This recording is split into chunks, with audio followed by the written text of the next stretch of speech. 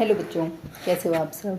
तो आज की क्लास में क्लास 5th ईवीएस का चैप्टर नंबर 1 स्टार्ट करने वाले हैं। न्यू बुक है ये हमारी, इसको स्टार्ट करने वाले हैं। ठीक है, तो चैप्टर नंबर 1 है water the essence of life. जो वाटर है वो हमारी ज़िंदगी के लिए बहुत ज़्यादा ज़रूरी है। जैसे खाना पीना ये सब ज़रूरी है, घूमना फिरना, सनलाइट, प्लांट्स, एनिमल्स, ये सब ज़रूरी हैं। बिल्कुल ऐसे ही हमारे लिए वाटर भी सबसे ज़्यादा ज़रूरी है। ठीक है, it is raining. Afreen rushed to the window where Jyoti was already watching tiny raindrops slide down the glass. Where do you think all this water come from? And where does it go? Asked Afreen. Come, let us follow the journey of water. But first, let us see how much water is there on the earth. Although most of the earth's surface is covered with water, the majority of it is salty, leaving less amount of fresh water. All living beings, people, animals, birds and plants depend on fresh water to survive. It is essential for drinking, growing crops and carrying out daily activities. Many plants and animals also live in fresh water. Without water, life would not be possible. अब देखो, दो बच्चे होते हैं, एक होती है आफरीन और उसके साथ कौन होता है, उसके साथ होता है ज्योति होती है आफरीन के साथ। ठीक है, तो जो आफरीन होता है ना, वो पूछता है या पूछती है कि भाई चलो देखते हैं कि पानी जो है वो हमारे लिए ज़रूरी क्यों होता है। और बेसिकली जो ज्योति होती है ना, वो क्या कर रही होती है कि एक ना विंडो होती है, ग्लास की विंडो होती है, और वहाँ से ना ज्योति बारिश को गिरते हुए देख रही होती है। तो आफरीन पूछता है या पूछती है कि भाई ये जो पानी है, जो बारिश का पानी है, ये कहाँ से आ रहा है। फिर वो दोनों कहते हैं कि चलो अब आ ही रहा है तो एक बार सर्च कर लेते हैं, देखते हैं कि किधर से आ रहा है, कौन सी जगह है। फिर वो थोड़ा ऐसे बातचीत करने लग जाते हैं कि देखो अर्थ जो है उस पर वाटर तो है, लेकिन उस पर जो गंदा वाटर है, बेसिकली जो सॉल्टी वाटर है, जो पीने लायक नहीं है, जो यूज़ करने लायक नहीं है, वो तो ज़्यादा है, लेकिन पीने वाला पानी बहुत ज़्यादा कम है। जो हमारी डेली एक्टिविटीज़ है वो बहुत ज़्यादा कम है। अब now imagine if all the water on the earth were in this glass, इस वाले ग्लास में अगर सारा पानी है जो अर्थ पे है, then the fresh water would be this only. तो ये जो टी स्पून है, ये जो आपको स्पून दिख रही है, फ्रेश वाटर जो है वो सिर्फ और सिर्फ इतना है, मतलब 0.3% फ्रेश वाटर है अर्थ पे। ठीक है, कुछ इस तरीके का डेटा है, एक बार आप चेक कर लेना। ठीक है, नाउ आपसे दो बातें पूछी गई हैं। Do you think we can drink the water present in the ocean? No. क्या आप ओशियन का, समुद्र का पानी पी सकते हो? बिल्कुल नहीं पी सकते, क्योंकि समुद्र का पानी होता है वो बहुत ज़्यादा सॉल्टी होता है, बहुत ज़्यादा खारा होता है। पीने की तो छोड़ो, आप उससे ना अपने कपड़े भी नहीं धो सकते, क्योंकि एक तो वो नमकीन होता है पानी। ठीक है, और उससे ना कपड़े आपके बहुत कड़क हो जाएंगे, बहुत बहुत गंदे से कपड़े हो जाएंगे। वो पानी धुल, मतलब आप उससे पानी भी नहीं धो सकते, मतलब अपने कपड़े भी नहीं धो सकते। बेसिकली जो भी पानी होता है उसको किसी ना किसी प्रोसेस से हमारे सीवेज में लाया जाता है, हमारे घरों में लाया जाता है अलग अलग तरीक़ों से। तो वो जितना भी आता है ना, वो थोड़ा थोड़ा अपने आप छन जाता है, और जो पीने के लिए होता है उसके लिए हम अपने फ़िल्टर्स वगैरह लगा लेते हैं। ठीक है, what can ocean water B use for? Ocean water जो है ना, वो बेसिकली आप नॉर्मली यूज़ कर सकते हो, जैसे ऐसे घूमने फिरने के लिए, या छोटा मोटा ऐसे खाने पीने के लिए, इसमें खेतों में देने के लिए, इन चीज़ों में, मशीन्स में, सॉरी फैक्ट्रीज़ में, कंपनीज़ में, इन सब में आप यूज़ कर सकते हो।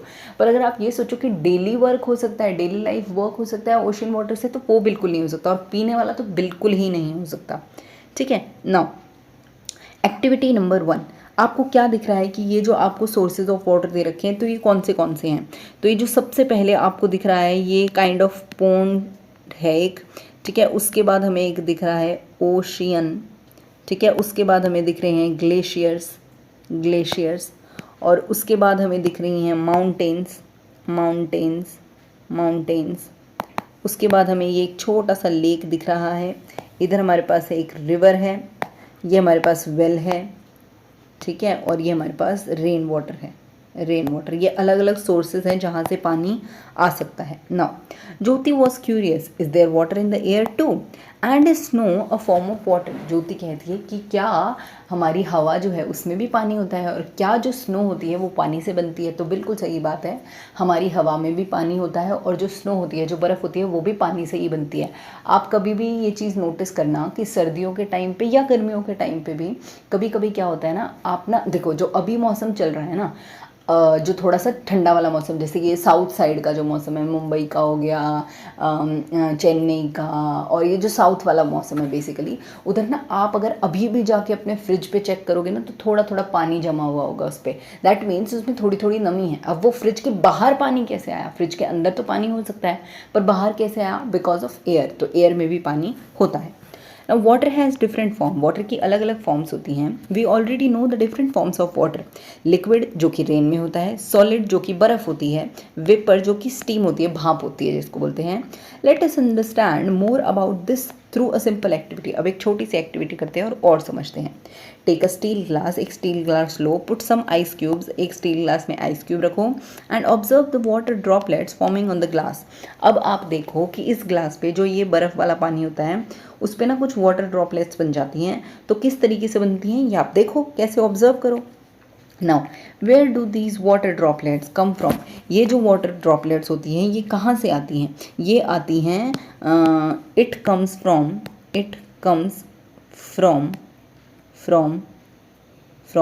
The air around us. या फिर बोल सकते हो, सॉरी ये स्पेलिंग गलत होगी, air around the glass. Air around the glass, ये जो ग्लास है इसके आसपास जो एयर है उससे आती है, मतलब बाहर से आती है.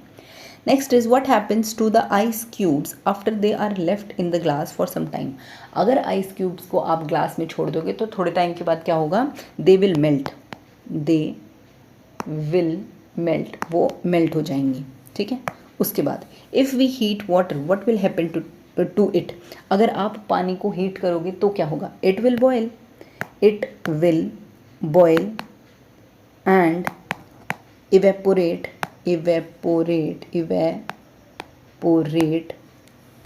in the form of vapors. It will evaporate and in the form of vapors की फॉर्म में वो evaporate हो जाएगा. ठीक है. Next, in the above activity what forms of water do you see. आपको ऊपर वाली एक्टिविटी में कौन सी अलग अलग फॉर्म की वाटर दिखी हैं? तो कौन सी दिखी हैं? हमें सॉलिड भी दिख गई क्योंकि आइस जो थी वो सॉलिड थी. ठीक है. और उस ग्लास के बाहर जो पानी था वो कैसा था? वेपर था, मतलब गैशियस फॉर्म आप बोल सकते हो, गैशियस. और पानी जो अंदर वाला पानी था वो हमारे पास लिक्विड फॉर्म भी थी. ठीक है. चलो, उसके बाद है आपको चेंजेस ऑब्जर्व करने हैं. Ice melting. आइस अगर मेल्ट हो रही है तो क्या होता है? सॉलिड से लिक्विड में चेंज हुआ, सॉलिड टू लिक्विड.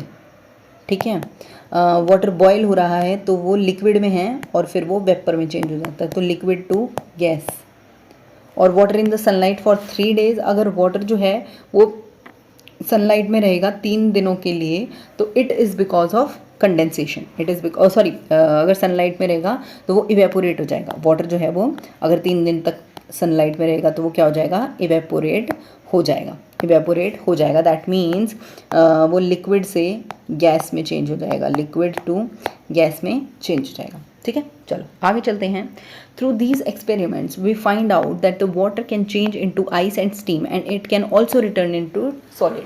मतलब जो पानी है, इन एक्टिविटी से हमें पता चला कि पानी जो है वो सॉलिड में भी हो सकता है, लिक्विड में भी हो सकता है और गैस में भी हो सकता है. सॉलिड से लिक्विड में जा सकता है, लिक्विड से गैस में, गैस से सॉलिड में, सॉलिड से लिक्विड में, ऐसे चेंज होता रहता है. Water cycle. Let us understand how much changes take place in the nature. अब वाटर साइकिल के बारे में समझते हैं. ये एक एक्टिविटी नंबर 3 है, इसको समझ लेते हैं. एक ट्रांसपेरेंट बैग लो. Use a marker to draw the sun, clouds, trees and arrows on it as shown in the figure. एक क्या लो आप? ट्रांसपेरेंट बैग लो और जैसे जैसे ये मार्कर से एरो बना रखे हैं, कुछ ऊपर है कुछ नीचे है, फिर सनलाइट है फिर बादल है, उस तरीके से आप भी एक एरो बना लो. ये बेसिकली ये वाटर बैग ही है. ठीक है. उसी में बना रखा है. Fill 1/3 of it with the coloured water. अब कलर्ड वाटर से इसको 1/3 1/3 भर दो उस बैग का. Now seal the bag tightly to prevent any leakage. Bag को टाइटली बंद कर दो, कोई भी लीकेज उसमें नहीं होनी चाहिए. उसको अब आप सनलाइट में रख दो, places it in the sunlight. ठीक है. अब फिर कुछ घंटों के बाद उसको ऑब्जर्व करो और आपको क्या ऑब्जर्व होता है कि जब वाटर हीट होता है तो what does water heat up. Water जो है वो हीट हुआ है और किसकी हेल्प से हीट हुआ है? सनलाइट की हेल्प से. अब जो water droplets formed inside the cover, इस कवर के अंदर ये जो बैग है, ये जो आपको ऊपर बैग दिख रहा है, जब आप इसको कुछ घंटों के लिए सनलाइट के अंदर रखोगे तो ये वाटर तो इवेपोरेट हो जाएगा, लेकिन इसके अंदर ना कुछ कुछ क्या रह जाएंगे, ड्रॉपलेट्स रह जाएंगे। And that is because of condensation. Condensation, condensation इसका मतलब है कि जो बैग है वो हीट हो गया, हीटअप हो गया बिकॉज ऑफ सनलाइट, और उसकी वजह से वाटर जो है वो वेपर की फॉर्म में चला गया, पर कुछ ड्रॉपलेट्स उसके अंदर रह गए। ठीक है, चलो आगे चलते हैं। As you have seen in the above activity, the sun heat causes the water to turn into water vapor. When the water vapor cools, it forms small droplet inside the bag. Eventually, these droplets fall back down. Similarly, in nature, heat causes water from different sources like oceans, rivers to become water vapor. Water vapor forms the clouds which come down as rain, snow and hail. This water goes back into rivers, lakes and oceans. This constant circular movement of water in nature is called the water cycle. तो इसका मतलब कि देखो जो oceans होते हैं वो नीचे होते हैं, ठीक है, ऑब्वियस सी बात है। फिर जो सनलाइट होती है वो उस पानी को गर्म करती है, वो पानी भाप बन के ऊपर उड़ जाता है, बादलों में जाता है, बादलों से बारिश होती है, बारिश जो है वो फिर दोबारा समुद्र में आती है, नदियों में जाती है, लेक में जाती है, पॉन्ड्स में जाती है, और फिर वो हम अपने घर में यूज़ कर लेते हैं। फिर दोबारा से बहुत ज़्यादा गर्मी बढ़ जाती है तो फिर से वो भाप बन के ऊपर चला जाता है, फिर वापस नीचे आता है as a form of rain. तो ये साइकिल चलती रहती है। समझ आ गया अच्छे से वाटर साइकिल? देखो क्या होता है, पहले ये ओशियन है, ओशियन से जा रहा है कहाँ पर, सनलाइट में, सनलाइट से फिर ये चला गया बादलों में क्योंकि ज़्यादा हो गया ना, हीटअप हो गया, फिर ये देखो गिर रहा है, फिर छोटी छोटी नदियों में जाएगा, फिर नदियाँ दोबारा से ओशियन में मिल जाएंगी और फिर से वही प्रोसेस स्टार्ट हो जाएगा। नाउ ग्राउंड वाटर, जो हमारी धरती के नीचे वाटर है, वो कैसा वाटर होता है? एक्टिविटी नंबर 4, एक ट्रांसपेरेंट ग्लास लो, fill half of it with soil, इसको आधा भर दो सॉइल से, slowly pour water into the soil using a spoon, observe what happen, और फिर वाटर को पोर डालो, स्लोली स्लोली डालो उस मिट्टी के ऊपर और फिर देखो, ऑब्जर्व करो क्या होता है। When it rains some water is soaked up by the soil, this water sinks through the layers of the soil and rocks. The water that gets stored deep underground is called groundwater. We dig wells, bore wells, tube wells and hand pumps to draw this water from the ground for our use. जब हमारी जब बारिश होती है तो बारिश किस पे गिरती है? धरती पे गिरती है, मतलब सॉइल पे गिरती है, मिट्टी पे गिरती है।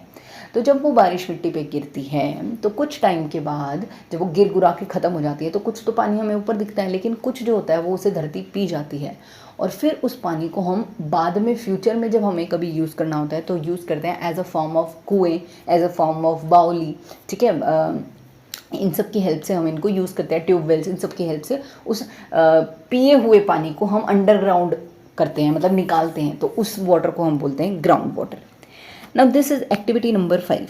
एक्टिविटी नंबर 5 में क्या है? Tick the images which help in ground water. तो सीधी सी बात है, ग्राउंड वाटर में कौन हेल्प करेगा? Concrete road, sorry green lawn, paved area, green lawn help करेगा भाई, ग्राउंड वाटर में ग्रीन लॉन हेल्प करेगा। ठीक है, क्योंकि देखो ये ऊबड़ खाबड़ सा रास्ता है, क्योंकि यहाँ पे कंक्रीट वाला काम हो गया और ये वाला, तो ये नहीं, जो घास वाली जगह है ना वो वाली ज़्यादा अच्छे से हेल्प करेगी। Now in cities with many cemented surfaces, rainwater cannot go into ground easily, which stops groundwater from getting recharged. अब कुछ सिटीज़ के अंदर बिकॉज ऑफ दिस कंक्रीट वाला रोड, बिकॉज ऑफ दिस वाला रोड, दिस कंक्रीट वाला road, जो पानी है वो नीचे नहीं जाता, धरती उसे नहीं पी पाती, तो वहाँ पर थोड़ी सी पानी की दिक्कत हो जाती है, क्योंकि वो दोबारा से वो पानी को पीने वाला और खींचने वाला वो वाला प्रोसेस नहीं हो पाता। ठीक है, तो आज की क्लास में हम रखते हैं इतना ही। मैं मिलूंगी आपसे नई वाली क्लास में, तब तक चैनल को ऐसे ही प्यार देते रहना, लाइक शेयर सब्सक्राइब करते रहना मेरे प्यार बच्चों। Bye bye.